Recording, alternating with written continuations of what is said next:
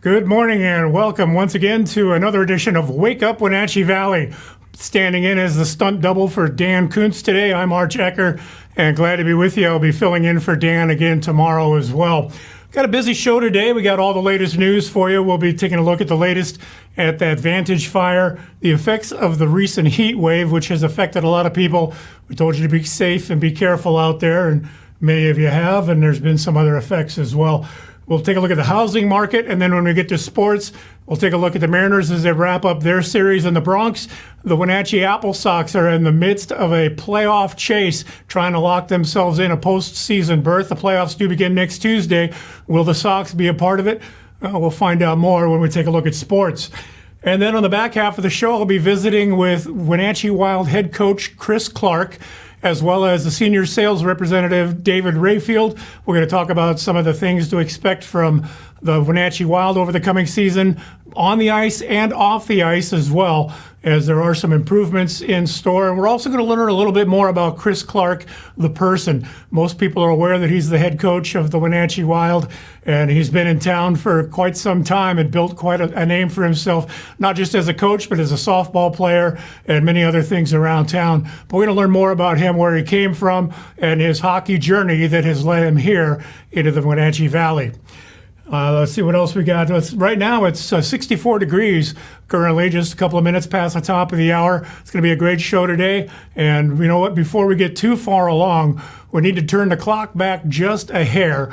Now, yesterday was Winning Wednesday. And you know what that means? We had something to give away, and that was at the Grant County Fair, the Ultimate Classic Rock Tribute. That's going to be taking place on, August?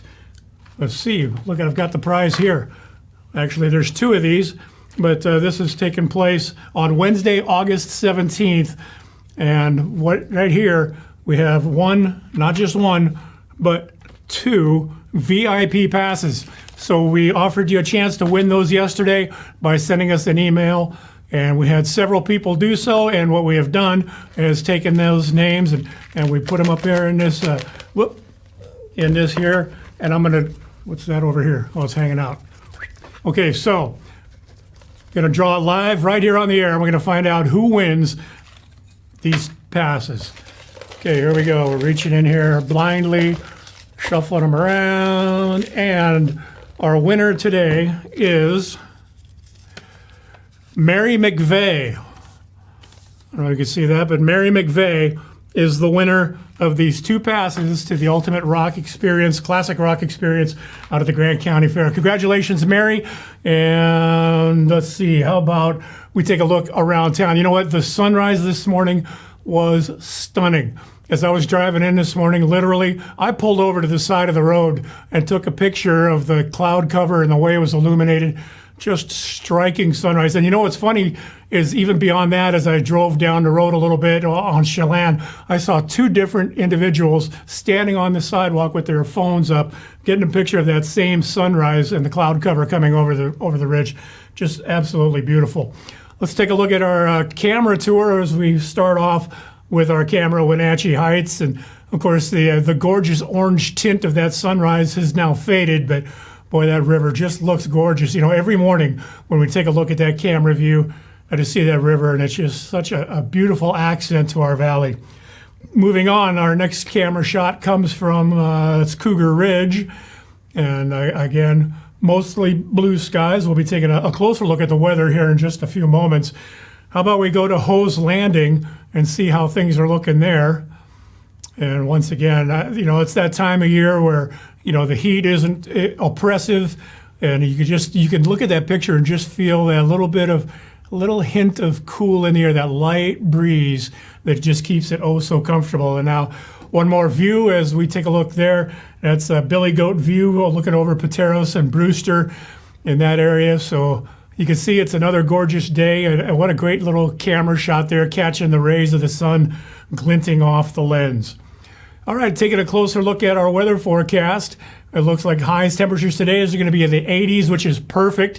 We love seeing that. We can deal with that all day long.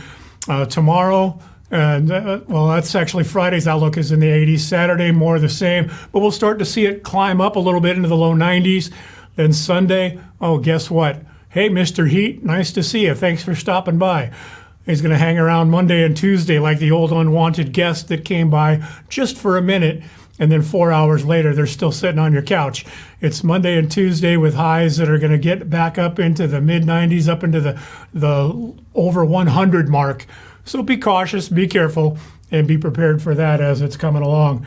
Today, mostly cloudy through the mid-morning, gradual clearing with a high near 80, as they say, the light breeze blowing through 7 to 17 miles an hour. Wind gusts at times will reach up to 26 miles an hour. Clear tonight, down to about 56.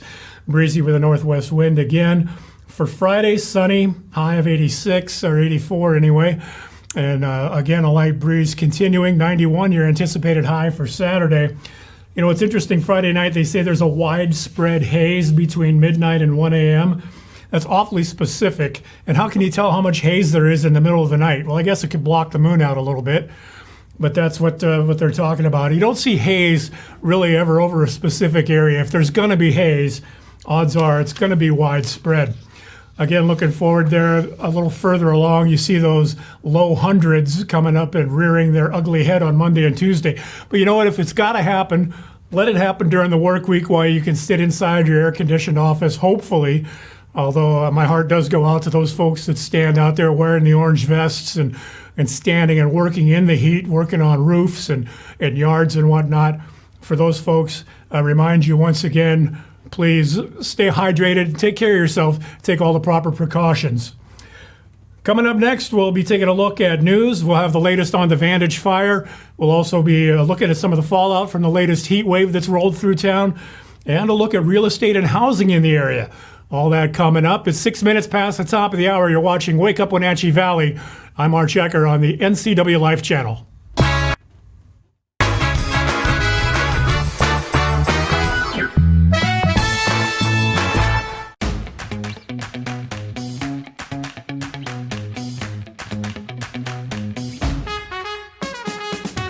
Hi, this is Kelly, owner of the Original Children's Shop in downtown Wenatchee. We carry the latest in quality children's wear like Riley and Crew, Kite Baby, Little Sleepies, and more. Come visit us for mommy and me styles, diaper bags and strollers, and great books and toys for all ages. I look forward to meeting you soon at the Original Children's Shop.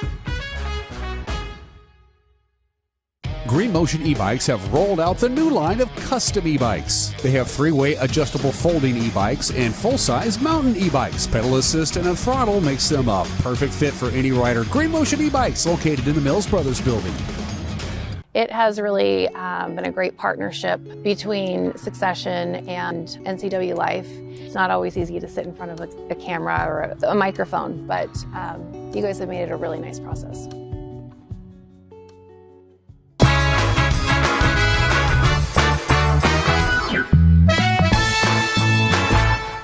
Good morning. It's 7 minutes past the hour and 64 degrees here in Wenatchee. Time for a look at what's making news in our area this morning.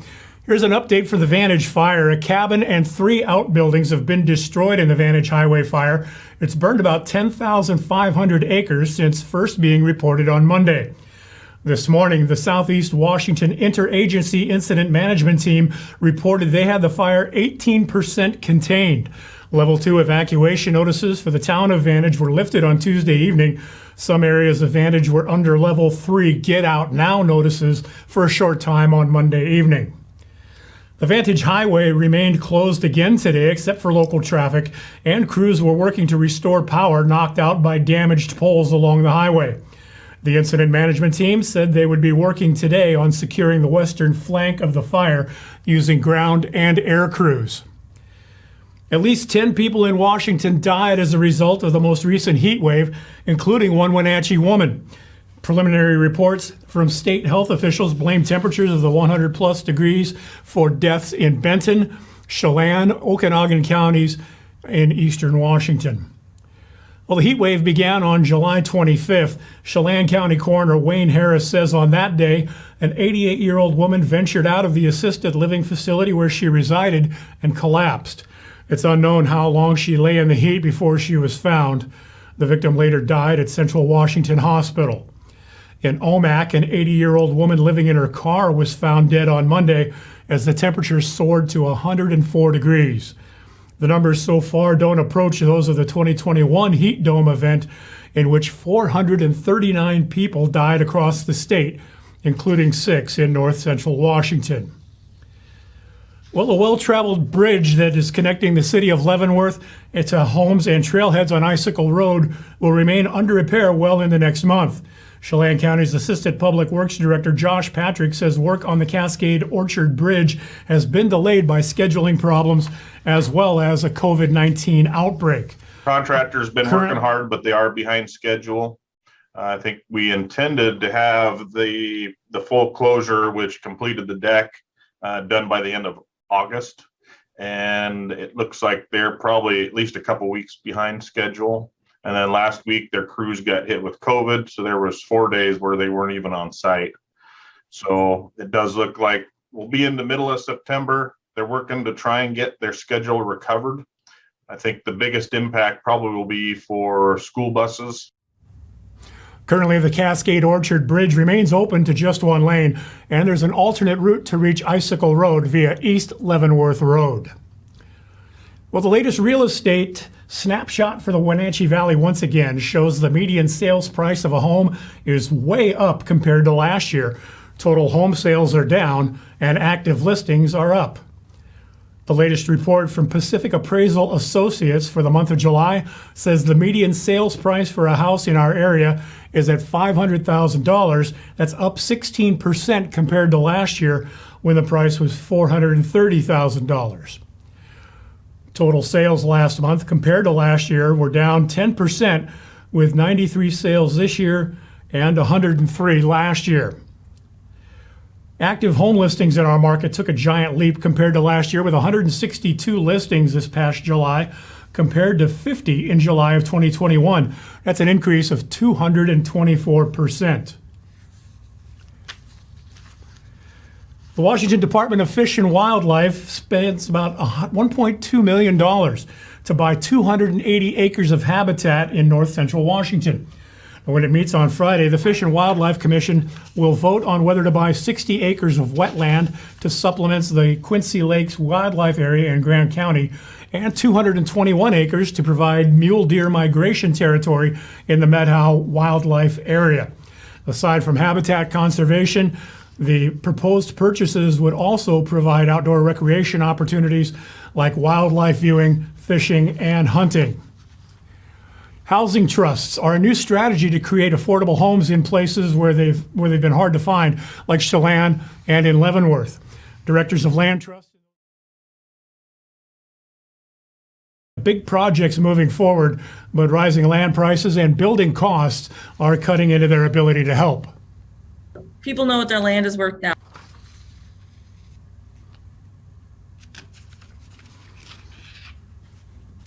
People know what their land is worth now. And so our realtor advisors, and we have several very experienced ones, Adam Rand, Guy Evans, are saying you're not going to get discounted or donated land in the UGA. You just aren't. So we had a sympathetic seller that sold us the lot for Iowa at market rate, and that was great. It was the closest thing to buildable that we could get. So we went ahead and we bought it. So then comes the next problem, which is the installation of public infrastructure to make that lot buildable. So it's flat, great, or relatively flat, awesome, but we need public infrastructure to get there. And that adds an incredible amount, which you saw in our Cascade public infrastructure request. And then the other challenge is construction costs. So Community Land Trust would raise, it used to be more like 20K, now it's more like 60K. $60,000 per home to sell a home at an attainable price. So it's a huge nut to crack as well, but we can do it and we will do it with private fundraising. But having these other costs for land and infrastructure reduced is extremely helpful to that.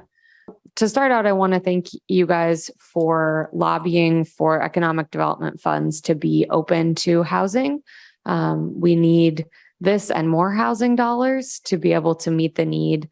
We have the opportunity to purchase 31 rental units that have been maintained kind of organically as affordable rentals over the past like 40 years since the sellers have owned them. So the average rent in these units, they're 1 and 2 bedroom units, and the average rent is $850. So they're reasonably priced, full of our local workforce right now. And if Upper Valley Mend doesn't purchase them and they're sold on the open market, we will lose those affordable units in the community. So we're really motivated to try to make this happen. 15 minutes past the top of the hour here on your Thursday morning. 64 degrees currently here in Wenatchee. It's nice and warm up in Omak. They're sitting at 72 degrees. For more on these stories and more, make sure you tune in tonight at 5, 6, and 10. We'll have more on those stories with Grant Olson. Grant? Good morning, Arch. Coming up tonight on the NCW Life Evening News, we'll have our weekly Pause for Pets feature from the Wenatchee Valley Humane Society. Windy and much cooler temperatures in our Thursday forecast, but much hotter weather coming our way by the weekend. I'll have all the details in your complete North Central Washington weather forecast. And in sports, Eric Granstrom has the latest on the Mariners-Yankees series, results of last night's Apple Sox game, and a look at Seahawks training camp. That and all the day's news stories coming your way tonight at 5, 6, and 10 on the NCW Life Evening News. We hope to see you then. Arch? Thank you, Grant. And of course, sports is coming up next. The Mariners wrapped up their trip to the Bronx. The Apple Sox are still battling for a playoff spot. We'll take a look at that. And NFL football tonight on TV. True, well, as much as you consider preseason football, NFL football, but it's about as close as we're going to get for a little while. We will check that out and more, but right now, you know what else we got? We got obscure holidays. We got Today in History. We got birthdays. I mean, a lot going on here this morning, so make sure you are watching Wake Up Wenatchee Valley like you are right now on the NCW Life channel.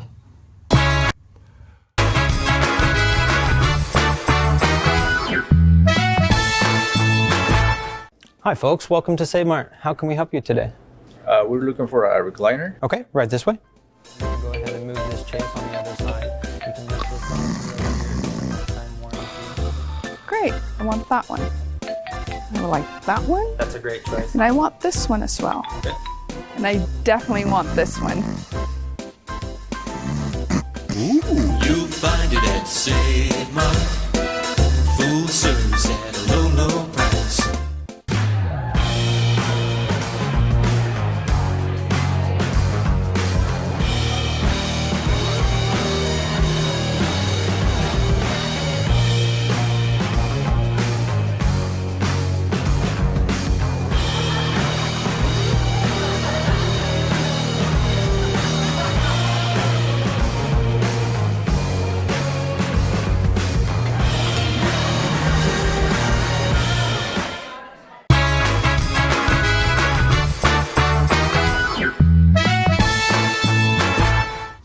And good morning once again. It's 18 minutes past the top of the hour, and it is currently 64 degrees here in the Wenatchee Valley.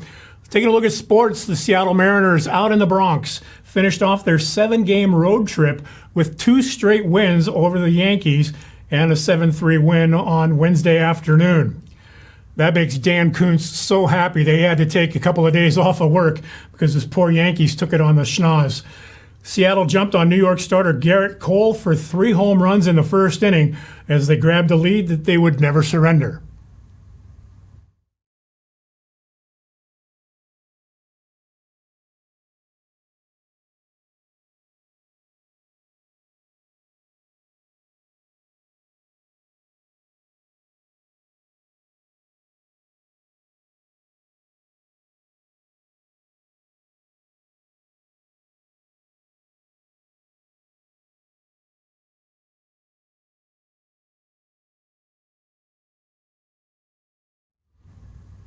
Recently acquired Mariners starter Luis Castillo had the opportunity to make his debut in a Mariners uniform after being traded from Cincinnati. He earned the win with 8 strikeouts over 6 2/3 innings.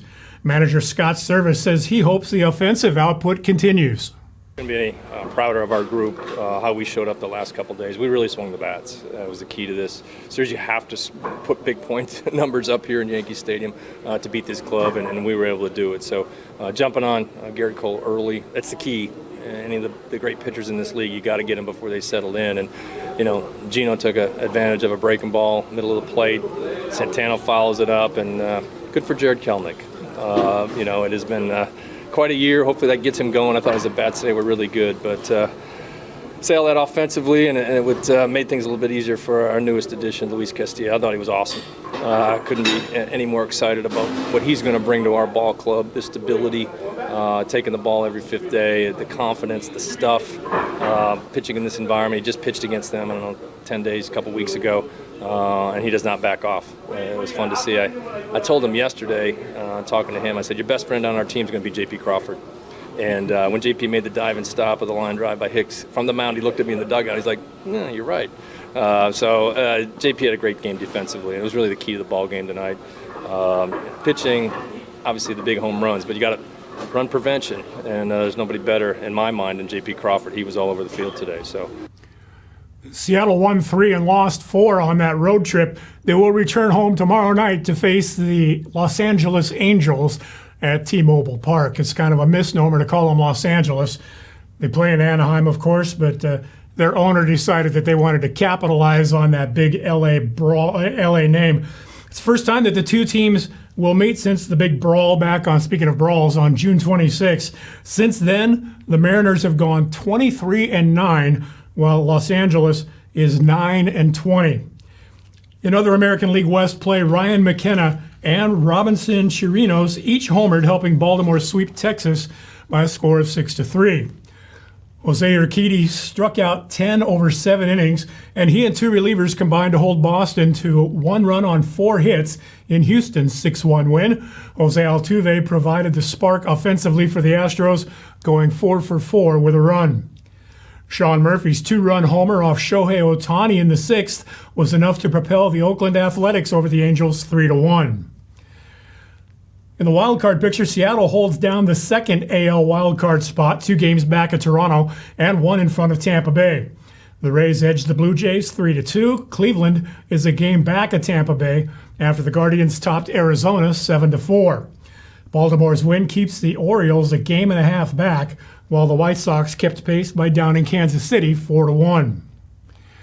Well, if the Wenatchee Apple Sox hope to lock down their first playoff spot since 2019, there's really no margin for error. Wenatchee did take advantage of 5 gaffes by the Yakima Valley Pippins last night for an 8-3 win at County Stadium. The Sox broke open a 2-2 tie in the 7th, scoring 4 runs as Xander Orahudo's RBI single got things going. There was an error, a bases-loaded walk, followed by a wild pitch. We get more on the win from the voice of the Apple Sox. Here's Joel Norman. The Apple Sox scored 4 runs in the 7th inning to break open a 2-2 tie and then added 2 more in the 8th to pick up an 8-3 victory over the Yakima Valley Pippins on Wednesday night at Yakima County Stadium. The Sox offense woke up a little bit late. They were trailing 2-0 going into the 5th before scoring twice in that frame. Joichiro Oyama would drive in 1 run with his 2nd of 3 hits on the night. Oyama has now recorded 20 multi-hit games in all 50 games that he has played in here this summer. For the Apple Sox on the mound, it was a little bit of a struggle until Jack DiDonato came onto the bump. He entered in the 5th inning and went the distance. He only allowed 1 run in 5 innings of relief and struck out 3 to pick up his first win of the season. It's another rubber match for the Apple Sox as they take on the Yakima Valley Pippins on Thursday night at 7:05 p.m. The Apple Sox look to take this series and move closer to a playoff spot. They currently are sitting all alone in the second half, leading the way in the North Division and getting closer to potentially clinching a playoff berth. With your Apple Sox update, I'm Joel Norman. Well, here's the latest in the standings that Joel was referring to in the WCL's North Division for the second half of the season. Wenatchee a half game in front of Victoria and a full game in front of Edmonton, and now 2 in front of Bellingham for the second half title. The Bells have already clinched a playoff spot by winning the first half title. A second half title will put Wenatchee into the postseason and host a first round best-of-3 playoff. Anthony Kodama paced Port Angeles in a 5-3 win over Edmonton. The second baseman went 2 for 3 with a run and 4 RBIs to lead the lefties. Josh Walker was a home run away from the cycle as Victoria beat Bellingham 11-5. The junior at Sacramento State had 4 hits and drove in 4 runs for the Harbor Cats. Corvallis punched in 2 runs on a wild pitch. 2 runs on 1 wild pitch. Don't see that often. And Kiko Romero's RBI single in the 7th inning cashed in as well, helping Corvallis come from behind to beat the Bend Elks 5-4. Michael Campagna's 2-run single highlighted a 3-run 8th inning as Portland overcame Cowlitz 6-4. Ridgefield's Jacob Sharp had a home run and drove in 4 for the Raptors in an 11-4 win at Walla Walla. Tyrell Chadwick grounded into a fielder's choice that scored Tommy Green in the 7th inning, and that lifted Kamloops over Kelowna 5-4. Aaron Marsh's bases-loaded walk in the 5th inning proved to be the difference for Nanaimo as the Night Owls edged Springfield 3-2. Meanwhile, we will be out at Paul Thomas Senior Stadium tomorrow night as the Wenatchee Apple Sox return home to host the Walla Walla Sweets. Eric Granstrom will be on hand. He'll have the play-by-play beginning at 6:30 right here on the NCW Life channel. Meanwhile, tonight, NFL football, such as it is, the NFL Hall of Fame game played at the Tom Benson Hall of Fame Stadium in Canton, Ohio. Tonight will feature the Las Vegas Raiders taking on the Jacksonville Jaguars. Both teams sporting new head coaches. For the Raiders, of course, Josh McDaniels getting his debut behind the bench, or I guess it's not really a bench, but on the sidelines there for the Raiders. And for Jacksonville, Doug Peterson, the former head coach of Philadelphia, he gets his first start. Probably won't see a whole lot of the first-string starters in tonight's game. Fairly typical for preseason action. Trevor Lawrence has already been said not to be playing tonight. Remains to be seen if we'll see a Raiders' big free agent acquisition, Devontae Adams, Derek Carr, and the like, as that game takes place tonight, 5 p.m. Pacific time on NBC. That's a look at sports, and let's move on to our obscure holiday for the day. Today is National Coast Guard Day. 232 years ago, it was a newly passed tariff act that created the Revenue Cutter Service, which was basically the forerunner of the United States Coast Guard. U.S. Coast Guard, it's the only branch of military service that doesn't belong to the Defense Department. That means they can throw their own parties whenever they want. Rather, it's an arm of the Department of Homeland Security. It operates under that. Guys there during peacetime can be transferred to the Department of the Navy by the U.S. President at any time or by the U.S. Congress during times of war. According to the U.S. Coast Guard Boating Resource Center, on an average day, the Coast Guard conducts 109 searches. It's an average day, 109 searches, and they have seized a lot of marijuana and a lot of cocaine worth millions of dollars, and they typically investigate 6 vessel casualties. Outstanding work by those folks in the Coast Guard. Founded, how many years ago today was that? That was 232 years ago today. Probably the most uncelebrated and underappreciated branch of the military. Today in history, August 4th, we'll go back to 1889, 133 years ago, when the Great Fire of Spokane destroyed about 32 blocks of the city, prompting a mass rebuilding project. Started just after 6 p.m., destroyed the city's downtown commercial district. There was technical problems at a pump station, no pressure in the city when the fire started, so they were really having a hard time. They started actually knocking down buildings with dynamite to try to starve the fire. Eventually, virtually all of Spokane's downtown was destroyed, though miraculously, only one person was killed and no cause of the fire was ever determined. 64 years ago on this date, August 4th, Billboard magazine published its first Hot 100 listing, ranking the 100 most popular songs in America. Before that, it was basically ranked by the top sellers in stores, whoever got the most radio airplays, the most play on the jukeboxes. The first #1 hit on the Hot 100 list was Ricky Nelson and Poor Little Fool. That was 64 years ago today. 58 years ago today, August 4th, 1964, the Gulf of Tonkin incident. U.S. destroyers USS Maddox and the USS Turner Joy falsely report coming under attack in the Gulf of Tonkin. After the NSA declassified its documents in 2005, what was thought to be believed and confirmed, the boats from Vietnam did not fire first, and the Tonkin incident of August 4th actually never happened. 42 years ago today, August 4th of 1980, the Seattle Mariners fired manager Daryl Johnson and replaced him with Maury Wills. Now, Maury Wills, of course, acclaimed so much fame as a base stealer and an outstanding player with the Dodgers, but as a manager, he had a little bit harder time. One time he was praising his outfielder during an interview, Leon Roberts, and then he had forgotten Roberts had actually been traded to the Rangers a whole week earlier. He'd been gone for a week. He said, well, you know, that Roberts boy, he sure plays a good game. He once cheated by ordering the grounds crew to make the batter's boxes a full foot deeper because he had guys that like to sit back in the box, and so you can't have your feet outside the batter's box. He ordered the grounds crew to set it a whole foot deeper, and when they caught him, he was busted for that. One time he made out a lineup card, and it had 2 third basemen, but no center fielder. Okay, and he once called for a relief pitcher from the bullpen. He didn't have anybody warming up. Oh, all right, Maury. Well, it didn't work out all that well in the long run for poor Maury Wills. Had a rough stint in Seattle. On this day 40 years ago, Joel Youngblood of the New York Mets drove in the winning run in their 7-4 victory over the Cubs in Chicago. Okay, is that a big deal? Not by itself. But after the 4th inning, he was informed he'd been traded to the Montreal Expos. So he gets on a plane, flies to Philadelphia, gets into that game in the 6th inning, and then strokes a base hit. He is the only player to have hit for 2 different teams in different cities on the same day. That was Joel Youngblood, and that happened 40 years ago today. Time to take a look at birthdays today. Louis Armstrong, well, he passed away in 1971, but he was age 69 at that point. He was born in 1901.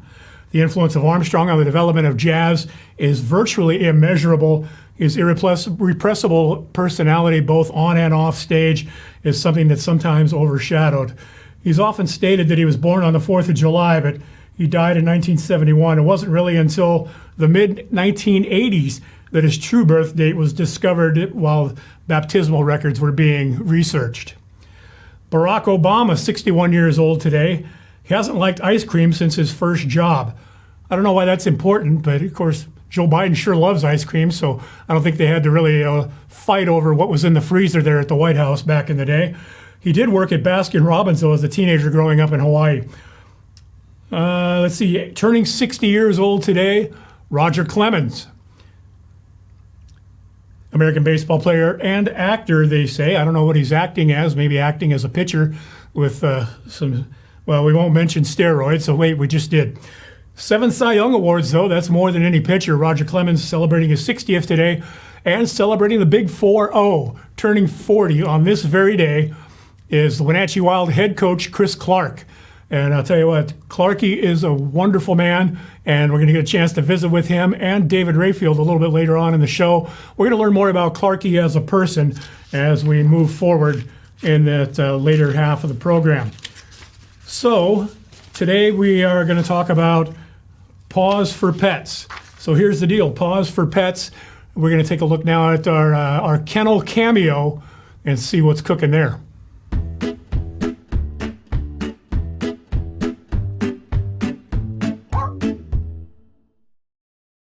Hi, my name's Jenny, and I'm the Animal Behavior Coordinator here at the Wenatchee Valley Humane Society. And today I have with me Coco. Coco's been here for a little while, and we're not really sure why, because she's probably one of the most affectionate huskies I have ever met. She's a little slow at times and a little leery just to when she first meets you, just because she wants to make sure you're okay. But give her, 10 seconds and she warms right up. Yeah, she is a favorite of our staff here. She likes to give what we call hugs. She goes up to playgroup and she plays with, she prefers just the small groups. Her best friend here is Oso. Sorry, honey. And she has another friend named Bo. She prefers the smaller groups of playgroup to a large chaotic group. Overall, she's just a mellow, and I know that's kind of an oxymoron when you're talking huskies, but she's a mellow husky that's lovely. She's well trained. She's easy to walk on leash. She knows her basic commands. Overall, she's going to make somebody a really great companion. She's up for any adventures as long as it involves her person. Right? The Wenatchee Valley Humane Society is located at 1474 South Wenatchee Avenue and is open 11 a.m. to 6 p.m. and closed 1:30 p.m. to 2:30 p.m. for quiet hour. Give them a call at 509-662-9577 or visit their website at wenatcheehumane.org. Yeah, you're such a pretty girl.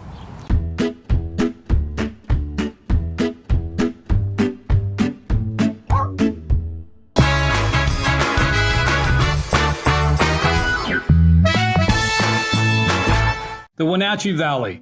Here, most of us really enjoy the great outdoors, and most of us try to make the most of our natural resources. Here at Apple Valley Honda, we know that for generations, we have harnessed nature to sustainably power the West, and we are proud to be part of that tradition as an environmentally green dealership award winner. Being a green dealership means Apple Valley Honda has reduced our overall environmental impact, reduced our total energy output, and we have found better ways to repurpose our resources. Our smart dealership was built with sustainability in mind from the ground up, meaning no wasted power, water, or other precious resources. In this beautiful valley, we live here, we work here, we play here, and we are here to serve you, whether it's taking care of our environment or providing you with a new or used vehicle or servicing your current one. We are proud to be a green dealership, and at Apple Valley Honda, we are so proud to live in this wonderful community.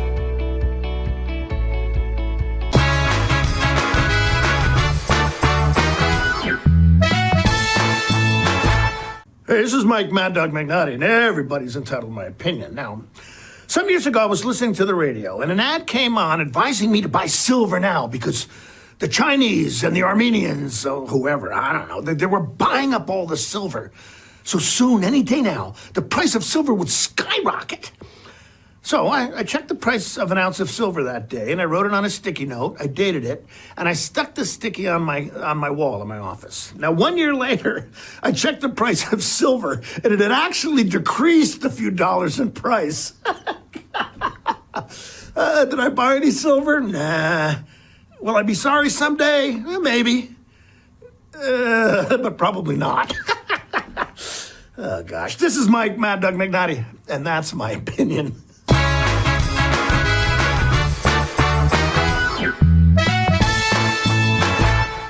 I'm here at Boswell's Home Furnishings to announce one of their newest lines of furniture, Built Well, an amazing local furniture maker in Oregon. Hi, can I help you? I was just telling my friends. About Built Well? They have exquisite craftsmanship, superior construction. I love their designs. Built Well is a great addition to the wide selection of quality furniture you'll find here at Boswell's. Boswell's Furniture on Easy Street. It's closer than you think.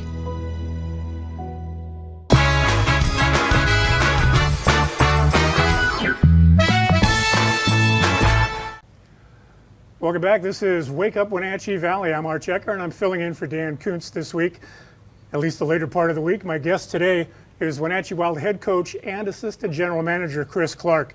Clarky, first off, before we get too far into this, happy birthday, my friend. Thank you. How does it feel? It feels like just another day. Does it feel any different than past years? Nope. No, it does not. It's just another day on the calendar. So, what's number one on your wish list? Everybody getting to camp healthy and ready to go, and a great year. Well, I think the ball is rolling in that direction. So first off, we've visited with you, and Dan's visited with you many times over the last few years for sure.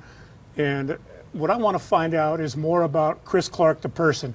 We know about the Wild team, and we will touch on that a little bit. But I'd like for people that don't know you personally, and a lot of people here in the Valley do, obviously. You've been sort of a fixture here for about 15 years. But tell us a little bit about where you grew up, how you found the game of hockey, and the path that led you to Wenatchee.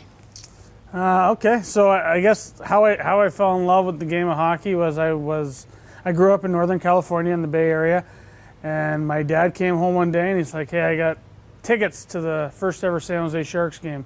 I was 10 years old, and I said, "Okay, never seen hockey before." It really wasn't anything that I was accustomed to. I probably watched it a few times on TV maybe, but I'm like, all right, let's go. And we went to that first game, and the next day I said, "Dad, I want to play hockey."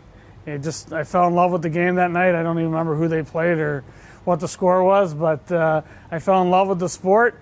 The next day we went down to the local rink, figured out how to go about that, got skates, and the rest is history. Of course, you found your way into the position of goaltender. Was that something that struck you initially, or did you work your way into that? Well, my whole life I grew up playing baseball, and I just happened to be a catcher, and so the traditional goalie story, I went to practice or game, whatever it was, and the coach was like, "Oh, we don't have a goalie. Anybody want to try it?" And so being that I was a catcher my whole life in baseball, my dad's like, "It'll probably be similar, get in the way of the ball, get in the way of the puck, whatever." And so I did it. I loved it. I liked all the equipment, the cool helmet, all that good stuff. And so then I had a little success at it early, I guess, and then I kind of just stuck with it. The tools of ignorance, as they say, right? Yeah. So you go from learning to play hockey in central Northern California, and next thing you know, one day you wake up and you're playing hockey in the British Columbia Hockey League. How does that happen? So when I was probably 14 or 15, I got selected to play with this really elite group of kids out of Redwood City, and they would bring Russians over, they would bring Canadians down, and they brought a kid down from Southern California named Ryan Holwig, who you might recognize the name, played in the National Hockey League, played in Europe. And so Ryan came up, and he actually lived with my family for about 6 months, and he introduced me to this private school the next year in Langley, British Columbia, and so he's like, you should come up, you'd really like it. So I went up, I gave it a try for a few months, the last couple of months of my sophomore year, and it was great. We went to school from 8 to 1 every day, and then basically from 1:30 to 5 you could be on the ice as much as you wanted. So was lucky enough from there to get recruited. I played junior B in the PIJHL for the Richmond Sockeyes, and then my 18-year-old year, I got recruited for an opportunity with the Victoria Salsa, and 3 teams and 2 divisions later, I was a 20-year-old veteran and had played 3 years in the BCHL. At what point did you realize that the opportunity to maybe get a college education as part of your playing experience, when did you realize that that was something that was potentially on the table for you? Really not until I started playing in the BCHL, to be quite honest. I didn't understand how all of it worked. Coming from California at the time, there wasn't a lot of kids in California playing junior hockey, so I didn't really know what how it all mapped out, how it all worked. And so once I got to the BCHL and started to see my teammates getting scholarships and started talking to a few schools, I was like, oh wow, this is pretty neat. And the opportunity obviously to go to college was number one on my list, and then to get to play hockey while getting that education was something I was very fortunate to have. Minnesota State Mankato alum, you get through that, and then the next phase of your life opens up before you, and you had a choice to make. Was it a crime of opportunity, or did you make a conscious decision to pursue coaching? You know what, growing up, my dad was my coach for a better part of my life, and I always obviously looked up to my dad and the things that he did in baseball, and he coached high school baseball, and I got to do some pretty cool things there. So I have always admired the coaching side of the sport. And then from going to Langley to going to junior hockey, I was fortunate. I always had great coaching, and so the coaching aspect always was something that interests me.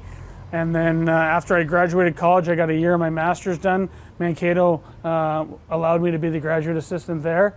And then Ryan McKelvey, who was my roommate in college, got the opportunity to come out here, and he said, hey, I know you want to get into coaching. There's an opportunity here for you to start as the goalie coach and see kind of what happens. And I was excited for the opportunity. I'll be honest, I had no idea where Wenatchee was, but I was very fortunate to have the opportunity. And as soon as I got out here, it didn't take long for me, obviously, to fall in love with the area, the building, the fan base, everything. It was kind of a bit of luck on my part, and now I'm lucky enough to call Wenatchee home. Tale as old as time. You move out here, and next thing you know, you got a wife and a kid, and you're pretty well entrenched here. And just very quickly, just run through that part, and then we'll start talking about the team. Yeah, so obviously I moved out here in 2008 and didn't know anybody other than Ryan. Got introduced to Pat Norland, who is still a very good friend of mine, almost within the first couple of days, and he ended up introducing me to my wife. At the time, really, I didn't know a lot of people, so I got to meet Julie through Pat, and then my parents retired. They moved up here. Julie was kind enough to say yes when I asked her to marry me, and now we have our boy Cooper, who's 4 years old, and I'm very proud all the time to tell people that Wenatchee is home. And Cooper's on skates as well. It didn't take you long to get that going. Nope, he is. He loves hockey. He loves all the little intricacies, how the players fix their elbow pads, how they celebrate their goals. He doesn't miss any of it, and we practice a lot of it in the front room now. Sounds great. Well, now people know a little bit more about you. We're going to talk about the team more in just a second, but quickly, I know that there is a huge need for more billet families. We talk about that a lot this time of year. And just tell us, where are we at with billet families, and describe the need that we have here with our programs. Yeah, like we talked about a couple of weeks ago here, it's not just the Wild. Obviously, the Wild need 23 beds a year. But we also have a U18, we also have U16 teams that each have 20-man rosters. So all in all, we need 63 beds a year to fill. And we're very fortunate that we have a ton of great billet families coming back. But as time goes, things happen. People move. Kids of their own grow up, and they want to be able to spend time with them. So we are looking. We probably need a good handful of billets for this upcoming year. And it's a great experience. I promise you, it's an experience that will last a lifetime.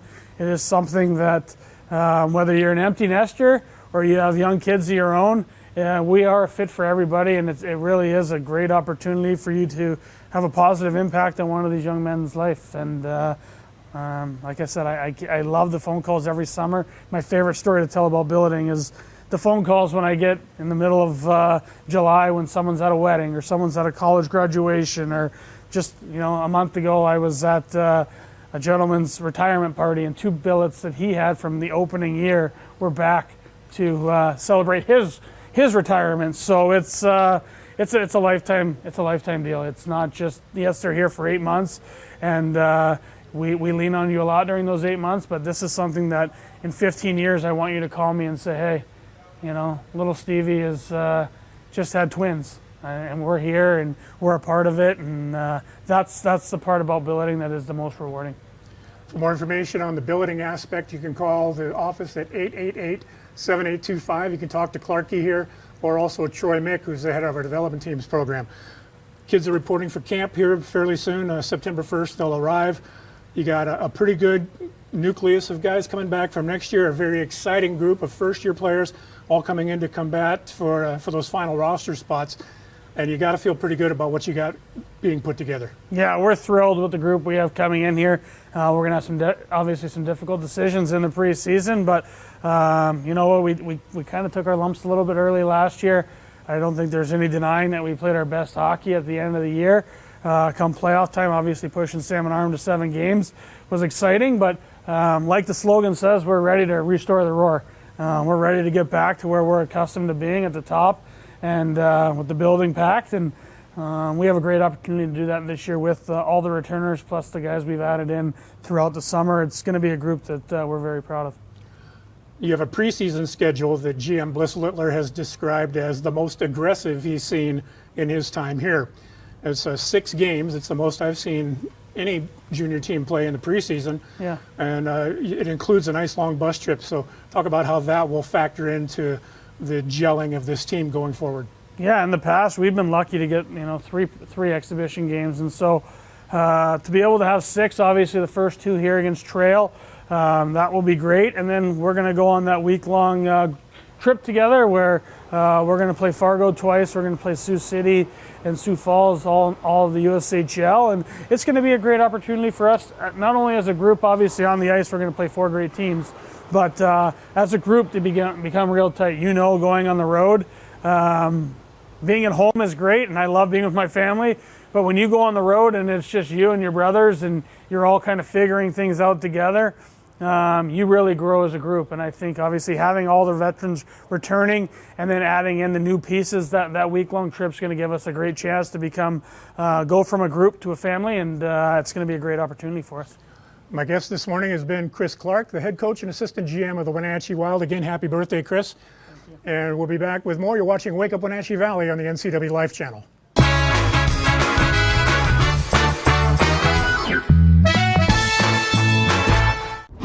The road can be a crazy place. Uh-oh! That's why Les Schwab Tires fixes brakes, steering, and more. And those guys don't. Keep driving. I'm just glad Les Schwab puts my safety first, so I can backseat drive with confidence. Help maximize your mileage with a free safety check. Just swing by. Les Schwab Tires, celebrating 70 years of doing the right thing.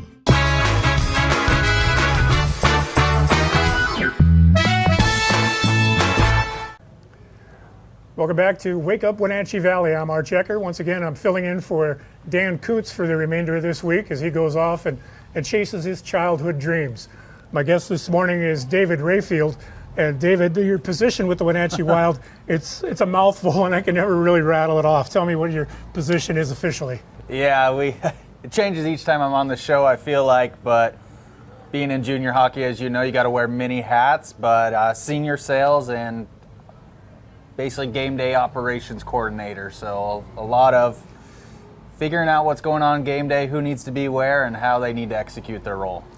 You know, game day operations really leads right into this next thing. I know there's been a lot of chatter internally in the office and even around the community. People are talking about what the game night experience at a Wild game is all about and areas where maybe we could do a little better. I think we have one of the better shows overall in the league, speaking as someone who's been to every rink in the league. Yeah, there you go. I think we do a very good job, but there's always room to try to do something a little more. And I know that this past year, the Wild organization has really taken some great steps towards accomplishing that. Yeah, as you said, we definitely do a good job. We're one of the top teams, but we always strive for more. And going into our 15th season, we want more. We want to put on a show. We want it to be something new for the folks at Wenatchee and our surrounding area. So coaches probably don't like me saying it, but I like to say you're going to come to a rock concert and some hockey might happen because you're going to be up on your feet dancing. There's going to be lights going. So we have a lot of upgrades in that department as far as what we're investing into our show on the board with in-game activities and what we're going to be able to promote to people. Our light show, I don't want to give too much away, but it's going to feel like you're at a rock concert. We have a lot of new elements coming in there, from more gobos to Sharpies to fog machines, so it'll be a lot of fun to see that go out to people and see their first response to that. Lots of new giveaways, fun things like that, and our Kid Zone is getting a huge facelift as far as the elements we're bringing in for that, with bounce houses, Xboxes, where you're going to be able to come in and play NHL games, but you're going to be able to play as the Wenatchee Wild. So I do worry a little bit that kids are going to have a hard time finding their seats, as our Kid Zone is going to be so much fun. But yeah, we have a lot of great things going on this year, and I'm just excited to get people back in the building for a normal season. I know we were lucky enough to have a season last year, but felt like we were playing with one hand behind our back. You know, as much as we're working on bringing in some new things into the program for this coming year, a lot of the old favorites aren't going anywhere either. Guns and Hoses night, some of those big promotions that people look forward to, they're coming. Yeah, exactly, and they're just getting turned up a notch. You know, it's what can we do more? We finally feel like we're in a place as an organization to turn it up a little bit, to have the staffing we have, to have the team we have that's knowledgeable in what they're doing and have connections in the community, which is a huge part about it being a junior hockey organization, is the community supporting. You know, you couldn't do Guns and Hoses without that organization. They do so much for us as far as getting the concourse, getting this pregame scrimmage. Like, that's all them. You know, we don't do too much as far as help coordinate that. So community support is 100% our biggest thing here. One of the annual events that will be coming is Kids Day, and kids will get their first look at that new expanded Kids Zone, and that's coming up in September. Yeah, September 7th. It's one of my favorite events to put on as back to the community. It hits a demographic that we don't always get to have come to our games. It's a completely free event. Get to watch a free scrimmage with the players, and we'll have about 12 to 15 different companies coming in to put on activities on the concourse and give out prizes. So it's just, 2 hours of fun where people can come in, first 400 get a free shirt, K through 5 age range, and yeah, just come out, see the team for the first time, get to see our Kid Zone for the first time, our lights for the first time. So even if you're not a kid, come on out, check out the team. We'll have rosters out there, we'll be playing music, it'll be a good time. So we're excited to kind of unveil year 15 on that Kids Day. And the last topic, without physically expanding the building, you found a way to come up with 10 grade A seats that are available for purchase, either as season tickets or as partial packs. You can explain the 10 new seats. Yeah, I tried talking them into expanding the building, but I guess I don't have enough pull quite yet. But we'll get there a few years from now. I have some ideas. But yeah, right. If you like to chirp people, I think we have the best seats for you on the glass right by the Zamboni entrance. So whether you want to fist bump our team as they come out or maybe chirp the Canadians as they walk away, we got some great seats on the glass. They're bar stool tops. You can put your feet out, plenty of room. Just kind of, You can stand as much as you want, not block people behind you. So if you like to bang on the glass and be active, give us a call at the office and we'll get you hooked up with those seats. There's only 10 of them. So if you've been thinking about glass seats for your company or something, give us a call and give us a call quick, 888-7825. Call and ask for David or Gretchen, and they'll get you taken care of. My guest has been David Rayfield with the Wenatchee Wild. You're watching Wake Up Wenatchee Valley on the NCW Life Channel.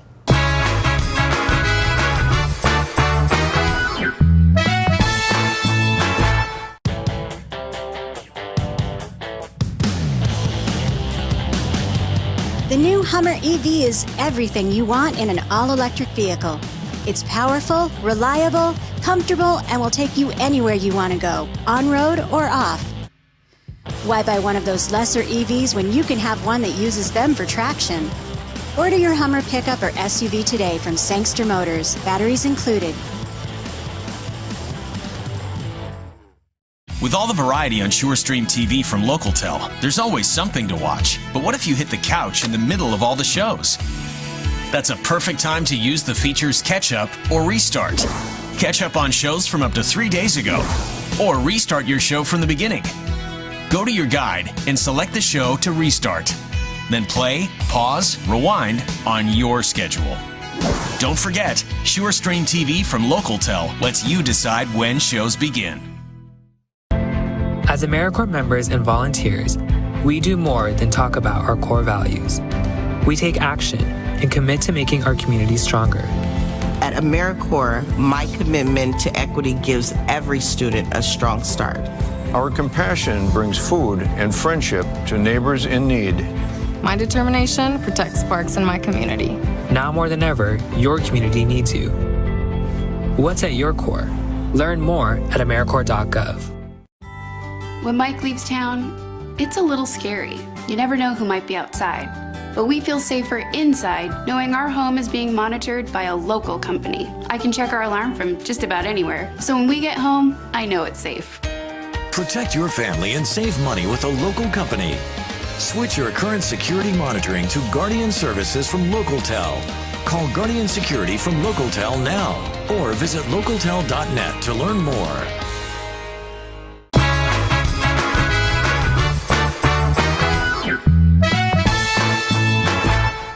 Well, we're just a couple of minutes away from the top of the hour. I want to thank today's guests, Wenatchee Wild head coach Chris Clark, and of course the senior sales executive David Rayfield. Of course, we put the Chris Clark name underneath him just as a joke because, you know, it's just one of those inside jokes that you kind of had to be there. Well, we were there, and so that's why we did that, just toying with David. It's 66 degrees currently here in Wenatchee, and I know, Clark, you talked a little bit about the billeting experience. You cannot stress enough how important that is to the Wenatchee Wild program. And I can speak from personal experience. I billeted a couple of players back when I was living in Butte, Montana, right around, probably about 20 years ago. One of them was a kid named Igor Settle. He was from the Czech Republic. And the other one was from Slovakia. His name is Josef Budaj. His brother, Peter Budaj, played in the National Hockey League for about, 12, 13 seasons. Played for the Montreal Canadiens, Colorado Avalanche, Los Angeles Kings, among others. That family has become very close to me. Joseph still lives in Slovakia. He was coaching in Italy for a while, but he and I talk all the time, and it truly is, billeting is a experience that you will value for the rest of your life. For more information on that, I encourage you to call the office, talk to Clarkie or Troy Mick, 888-7825. Well, as we head towards the weekend, here's what's going on weather-wise. We are going to see some of those climbing temperatures making their way back. So enjoy this mid-80s or so for the next couple of days while we have it. It'll be getting back up into the 100-degree mark by the early part of next week. So again, use proper precautions. Make sure you get plenty of hydration. There's going to be a little bit of a breeze, which kind of sometimes can fake you out into thinking it's a little bit nicer than it really is. That's about going to wrap it up for us today. My name is not Dan Kuntz. I'm Arch Ecker filling in for Dan, and I'll be back here one more time tomorrow. Enjoy the rest of your Thursday. This is the Wake Up Wenatchee Valley on the NCW Life Channel.